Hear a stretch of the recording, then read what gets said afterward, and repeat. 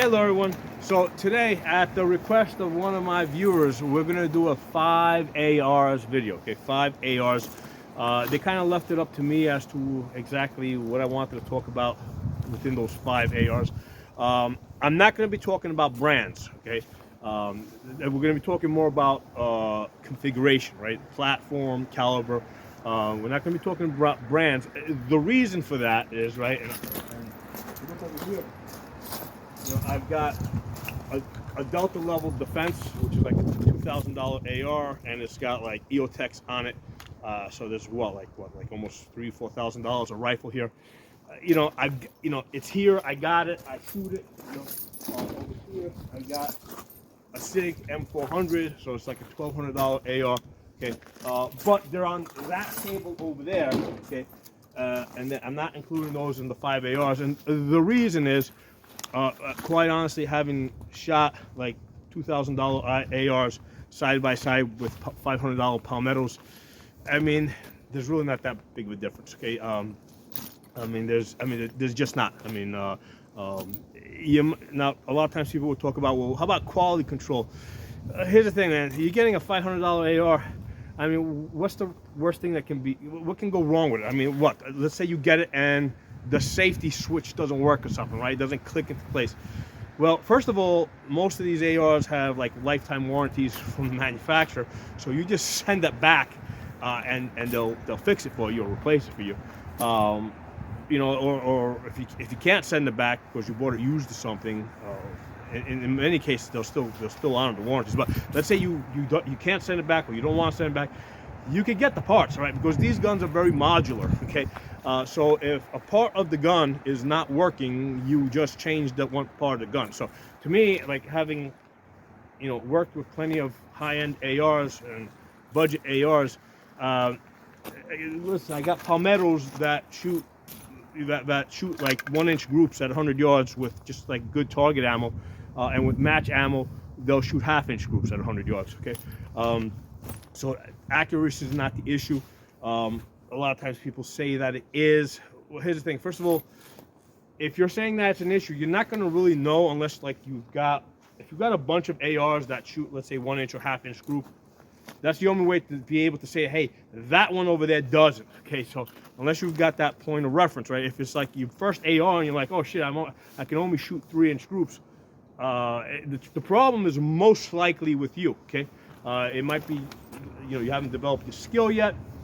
Maybe you didn't tighten up the scope mount or something. Okay, but in most cases with the budget ARs, when people complain about accuracy, first it's probably a problem with the shooter, or it's a problem with the ammunition. Okay, because some ammo can be very inconsistent. Even like brass ammo, I've had some brass ammo over the years that's like really inconsistent. I've had cases where the steel case was more accurate than the brass ammo. Okay, so brand is not the issue. That's why in this video I'm not going to be talking about brand. I'm going to focusing on brand really. I'm going to be focusing on configuration, and the goal here is like to give you guys 5 ARs where you get like really good like use out of it, right? So I want to give you guys 5 ARs that do like different things and give you different abilities, a different user experience. Okay, so that's the perspective that I'm coming at this. Okay, so the first one on my list is this palmetto 11.5-inch. Okay, 5.56.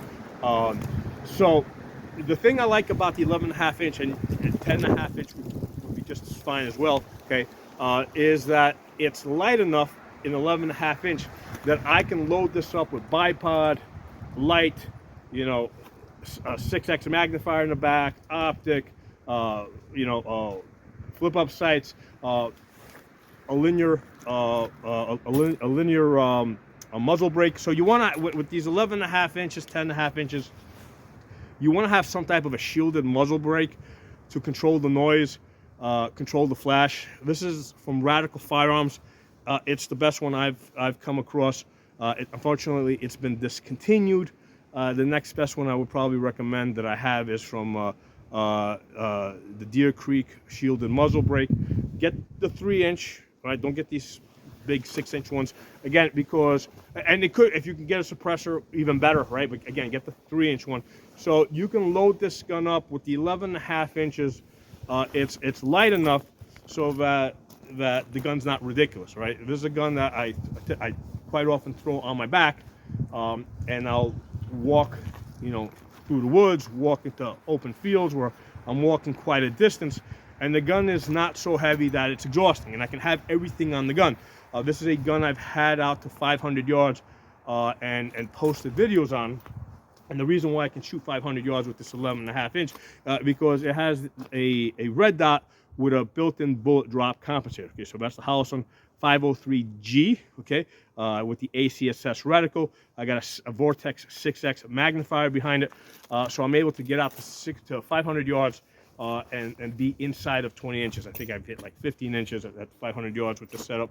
And again, I got the bipod on there, so I can go from distance shooting to close-up, you know, close quarter shooting.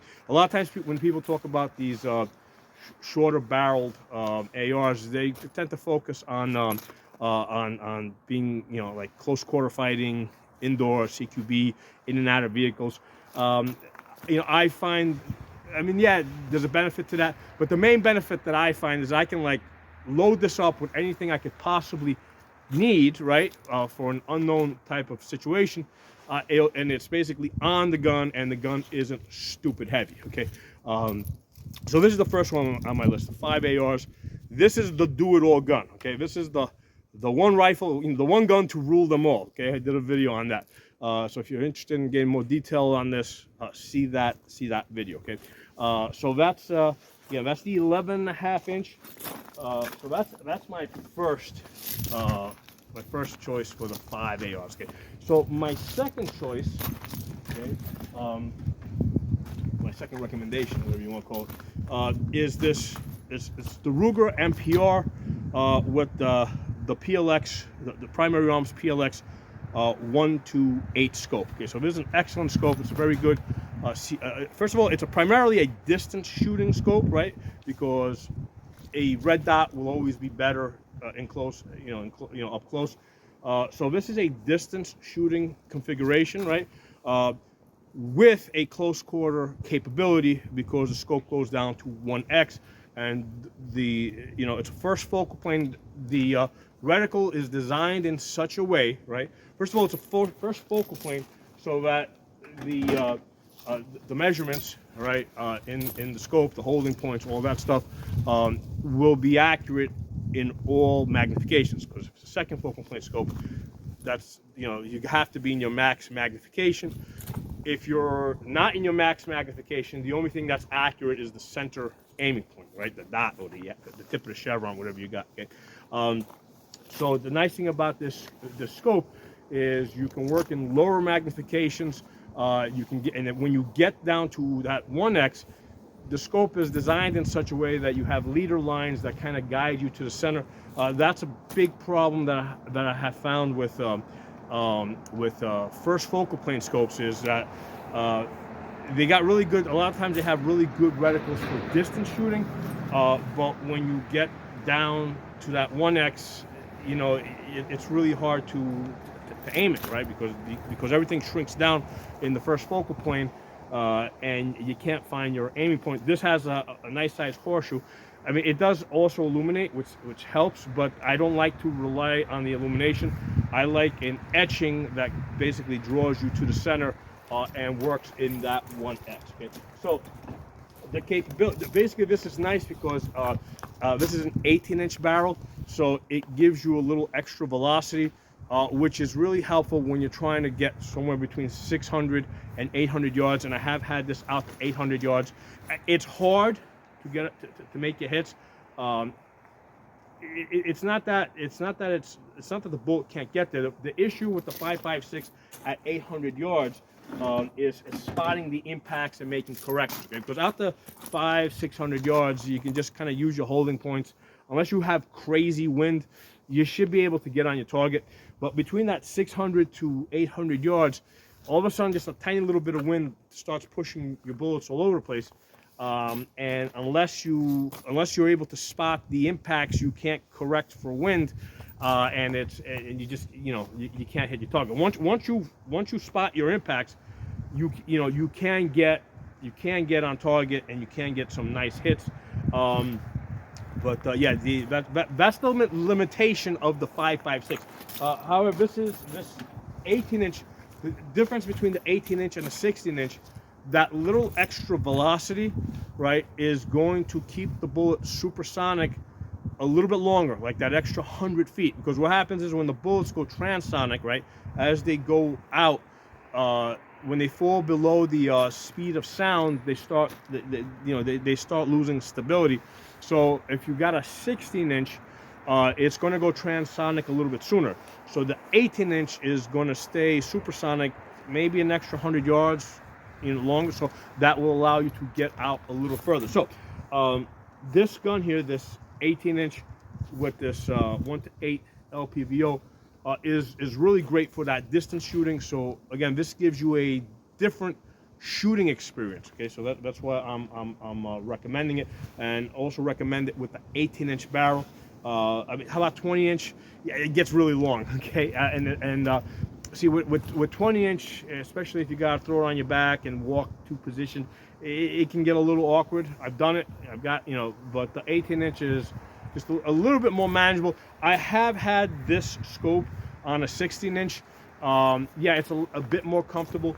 It ended up going back to the 18-inch because, again, it's those extra 2 inches. The gun isn't that much more awkward, and I think for distance shooting, it just kind of gives you a tiny little bit advantage. Okay, so that's the Ruger MPR. I've done many videos on this. If you search my channel name and Ruger MPR, you'll see videos going back many years. This is probably the first AR that I had where I got inside of a half MOA. Okay, with this one over here. This is the one that shoots the half MOA groups the most frequently. Okay, so here's the thing. Like, the thing to understand with shooting, right? I don't care how good you are, you're not always going to shoot your best, right? And also the wind conditions, might also throw you off.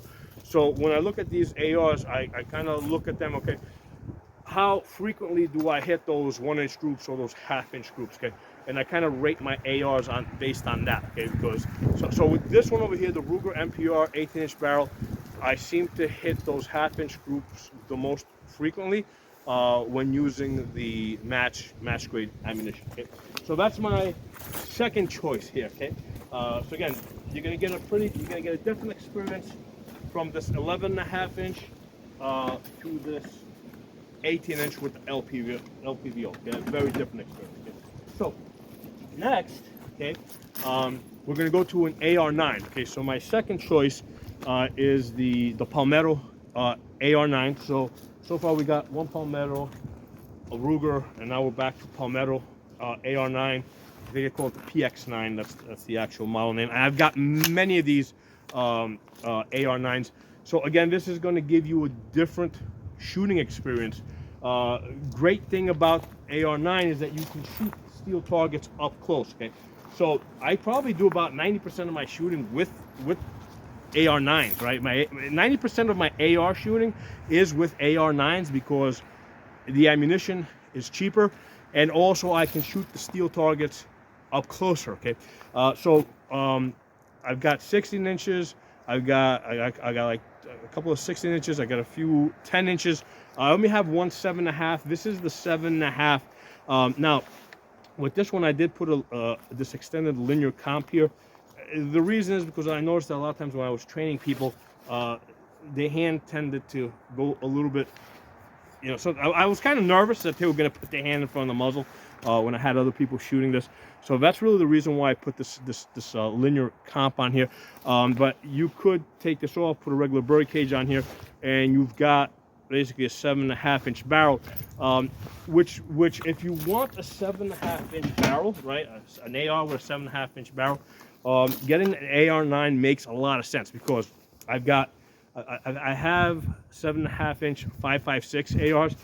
I mean, basically the energy is somewhere between 600 to 650 foot-pounds of energy. Okay, because with a 5.56 and 7.5-inch, you're really losing a lot of energy, and then what's happening is the gun is also beating itself up just because of the gas system being so short. It's so violent. So here's the thing, 5.56 and 7.5, like about 600 foot-pounds of energy. The 7.5 inch with 9mm gets you about 400 foot-pounds of energy, okay? So you're only losing, because remember, the 9mm is not losing energy, right, in the 7.5 inch barrel, because normally you're shooting that out of, well, like a 3 or 4 inch barrel. So when you put a 9mm now into a 7.5 inch barrel or a 10 inch barrel, you're actually gaining energy, okay? So now you're actually closing the gap, right? Now you're moving in the direction of that 5.56 with the 7.5 inch. So the difference in energy here is only like 200 foot-pounds less than if that was a 5.56. So that's really, really efficient, right? You got cheaper ammo, 9mm, and you know, you got good energy, about 400 foot-pounds. I've had, like, I think the best I ever got with this, I think, was like 2 inches at 100 yards. Most of the time you're gonna get closer to 3 inches, okay, but I have hit 2 inches. I think it was CCI Blazer. But most of the time with the 9mm, the best you're gonna do is 3 inches, maybe most of the time probably gonna hit 4 inches. But you can get the 3 inches. I have had these 9mm ARs. 200 yards, I can make hits very consistently, especially on a man-sized target. I can be like ding, ding, ding, ding, ding. 300 yards, the bullet slows down, the wind really starts pushing it around. So 300 yards is a challenge. Okay, so the big difference, right? Because if you're going like with 5.56, when you go from 200 to 300 yards, as long as you hold, you know, because instead of aiming here, now you're aiming in the face to drop them into the chest. 5.56, you can make very consistent, easy hits at 300 yards. 9mm at 300 yards, yeah, now it's a challenge, right? So 200 yards easy, 300 yards really, really hard with the 9mm. Now, one of the things that I did do with this one over here is I put a binary trigger into it, right? And it kind of makes sense because, you know what, 9mm is more expensive. If I'm gonna like piss away rounds, it makes sense to do it with a cheaper 9mm ammo, okay? And also, I can shoot the steel plates up close. So again, this is a very fun gun.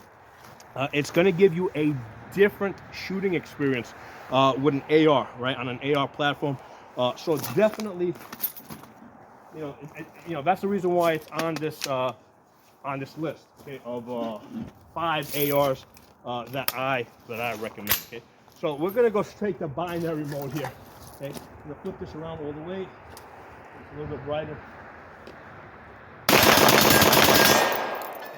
So, a lot of fun that you can have with 9mm and a binary trigger. And again, the binary trigger is just something that you drop in, and it's the same one. It's the same one that goes in the 5.56. Okay, because it's these, at least the Palmetto AR9s. They take mil-spec AR triggers, so the same trigger, the same binary or same force reset trigger that would go into a 5.56 can go into an AR9, and you could have a lot cheaper fun with it. Okay, and again, it's the same layout, right, with the safeties and all that. So that's why I probably do about 90% of my AR shooting with AR9s. Okay, you know, you get mostly the same type of training. Okay, it's really when I want to shoot distance that I'm like, okay, now if I want to shoot 200 yards plus, okay, now I gotta go to a 5.56. Okay, so yeah, very much recommend an AR9. Now, unlike the AR-15s, which are mil spec, right? Because AR-15s you can kind of mix and match from different companies, and they'll work fine. AR-9s are proprietary, right? So if you get one from Palmetto, like I have, like I get my uppers and lowers from Palmetto. And if you start getting uppers and lowers from different companies, they may not match up. Okay. First of all, I want all my AR9s to take Glock mags, right? Just because I have so many Glock mags. There are a lot of AR9s take either proprietary magazines or, you know, magazines from different companies. So that's what, again, they're not, there's no standard. Okay, so with AR9s, try to get your upper, or you should get your upper and lower from the same company. I definitely recommend ones that take Glock mags, just because you can get so many of these so cheap. You know, the aftermarket ones, they work fine. Okay, so that's number 3 on my 5 ARs. Okay, so number 4, again, the goal here is to give you guys a different shooting experience. Okay, so my number 4 is the AR-47. And I think I'm only 2 years now, or a year and a half into AR-47. So this is an AR-15 platform that shoots the Russian 7.62x3.9. Okay, so this is the AK-47 round. Okay, so with this, what I did is, it's got an AR-15 lower, right? Same lower that would go on those other AR-15s over there, but it's got an AR-47 upper. Okay, so this is mil spec to the extent that it's going to fit on a mil spec AR-15 lower, so it is standardized like that. It's a different caliber, a 7.62x3.9. It's pretty good out to 400 yards, 400 yards to 500 yards. Big drop off. Okay, you pretty much, now I do have I have the same red dot on here that I have on my 11.5 inch, the 503G with the ACSS reticle, because that allows me to get out to 400 yards and make my hits. 500 yards, it's tough. It's a challenge. The bullet drop is there, but the issue really was that the wind was really pushing around the bullets on the day that I was shooting, and the bullet had slowed down between 400 and 500 yards.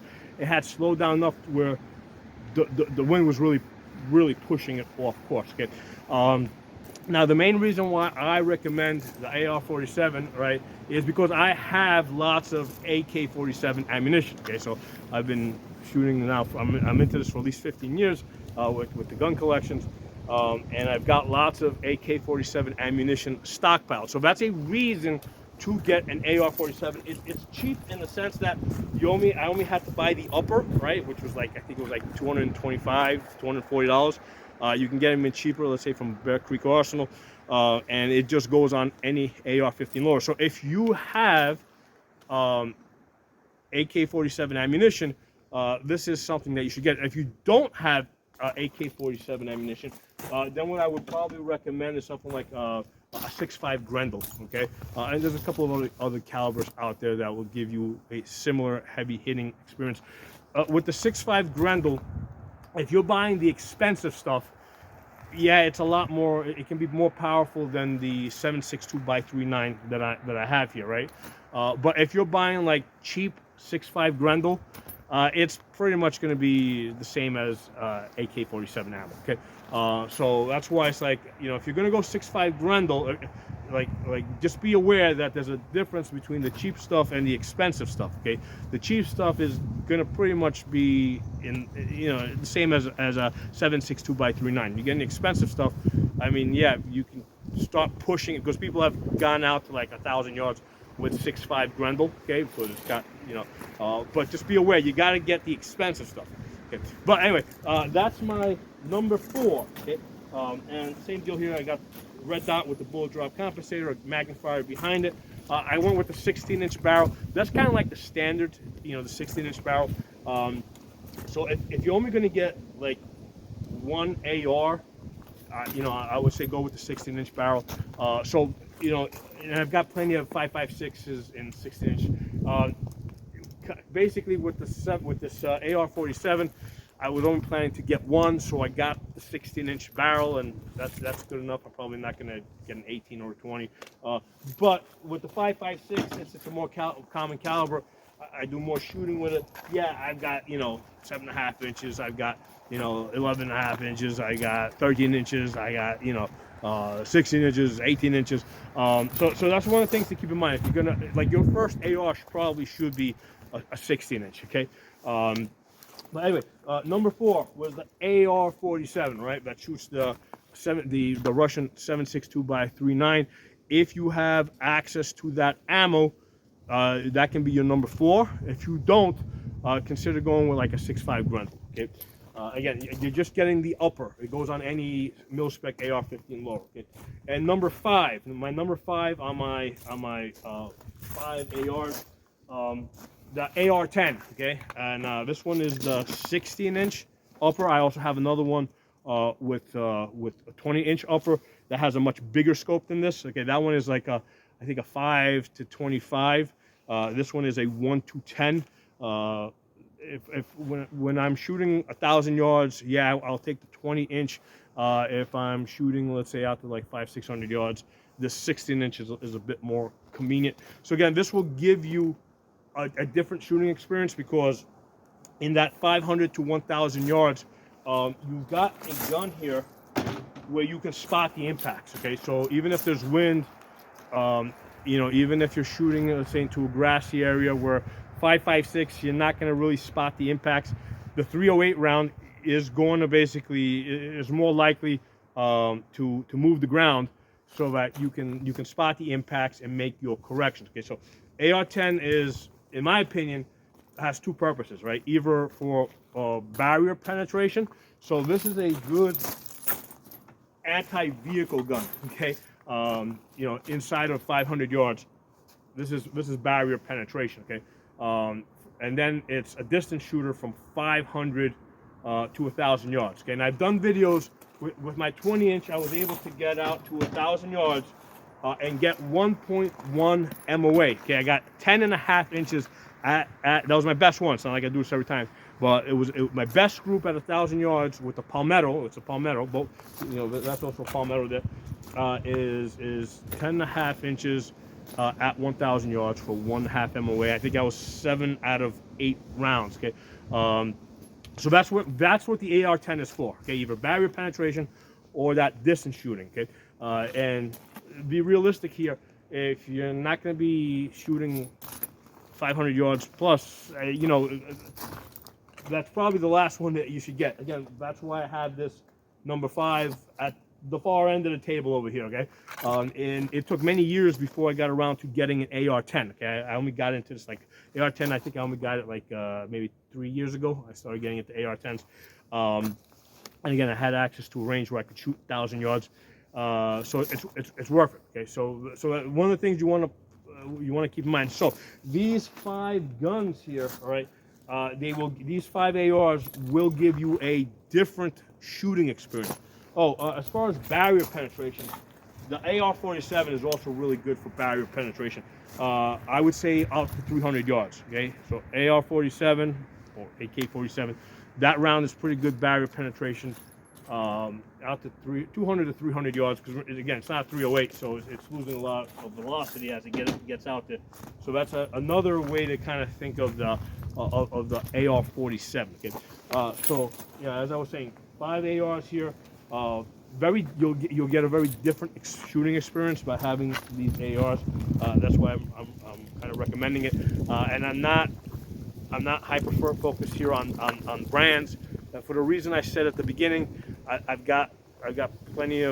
shot plenty of name brands, and you know what? It really the brand name doesn't really affect your shooting experience. Okay, I've got Colt. I've done videos on video reviews on a Colt. Doesn't really change the shooting experience much. I've done videos on the Scar 17. Okay, shooting a Scar 17 isn't really not. The shooting experience is really not that different from shooting this Palmetto AR-10. Okay, you're shooting a 308. You know, it's got, depending on the scope that you put on it, it's going to do the same thing. Okay. Oh, let me give you guys an honorable mention here. Right, I considered including this in the list. I said, you know what? I just put it off on the side. So basically, your 22 conversion bolt. This is the CMMG 22 conversion bolt.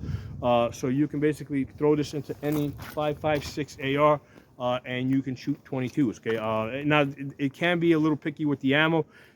It's not the most reliable thing in the world, but again, it gives you, you know, for whatever the $200 that this thing goes for. It comes with like 3 mags, right? You will get a very different, you know, very good shooting experience. It will allow you to practice things like your holdover, right? Because if I'm shooting 22 at, let's say, 200 yards, right, which I can hit the target pretty consistently, but I gotta know my holdovers, right, and also the wind. I have to adjust for wind. So normally, if I'm gonna practice those things with a 5.56, I gotta get out to 500 yards plus. So most of the time I'm not at a location where I'm shooting 500 yards. Most of the time I'm shooting 200 yards, right? So with the CMMG 22 conversion bolt, I'm able to practice at 200 yards using 22 long rifle, things that I would otherwise have to go to 500 yards to practice with a 5.56. Okay, so this is definitely something that you should get. And the other honorable mention, I already mentioned it over here because I had a binary trigger in this AR9. I also recommend that you just get an AR and just put a binary trigger into that. And here's the thing, like there's no upper, like this normally doesn't have an upper, right? So this lower switches around to whatever 5.56 I want to shoot with a binary, and binary, you know, whenever I feel like shooting binary, you know, I just throw that on there and I shoot binary. Okay. Now the binary trigger, like if you're trying to do like if you're like in single shot mode, right? Like right there where it is right now. If you're in single shot mode, it's basically a mil-spec trigger. Okay, so the binary trigger is you know, it's like $400. At one point they were $500. Or the FRTs, right? You can get an FRT. So when you're in that third position, right? In that third position over here, it's a lot of fun. Okay, but when you're in the single shot position, I mean, it's just a gritty mil-spec trigger. So, you know, that's the reason why I keep it in its own separate lower, because a lot of times I want to do accuracy shooting, and I don't want to have this on there with the gritty trigger if I'm trying to shoot a really tight group at, you know, at distance. Okay, so that's why I just keep it on its own lower. I just keep it by itself in the safe, and you know, once in a while when I want to shoot binary, I just throw this on there and I shoot binary. Okay, so yeah, we're gonna give this an honorable mention. Put this off to the side. And like I said, I already mentioned it in the AR9, and it makes sense to have the binary in the AR9 because it's a lot cheaper to shoot. Oh, by the way, that binary trigger, this binary trigger, okay, because remember this is a 5.56 lower. You can also swap in the 22 bolt. Okay, so you can have a binary trigger with a 22 conversion bolt, and now you can shoot, you know, binary mode with the 22 conversion bolt, and that works just fine. Now it's again not super reliable because that's the nature of 22s. 22s are not super reliable.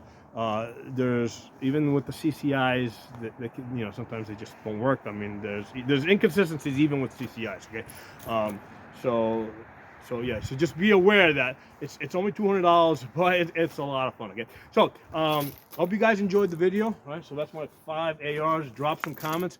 Let me know what you guys think. The comments, the likes, that really helps push the algorithm and get the video out there to people. I do not monetize this channel. I just do this for fun. I just like spreading the information and spreading the gun love, right? Spreading the gun culture. Okay, so drop some comments. I'll talk to you all soon.